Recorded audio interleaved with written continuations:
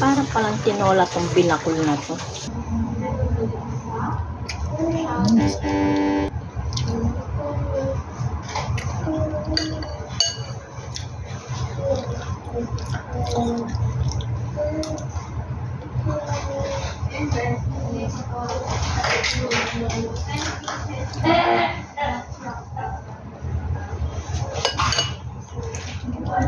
Itong pwede.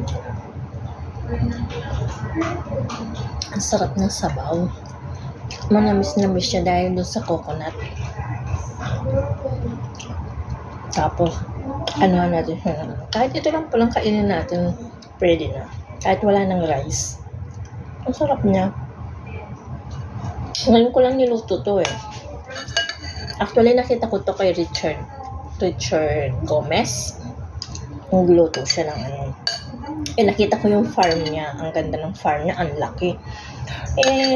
Na-inspired akong lutuin kasi parang ang sarap-sarap ng pagkakaluto niya. Kaya, eto, tinry natin.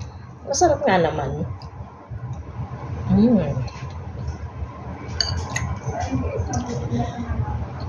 Ang sarap talaga ng sabaw niya.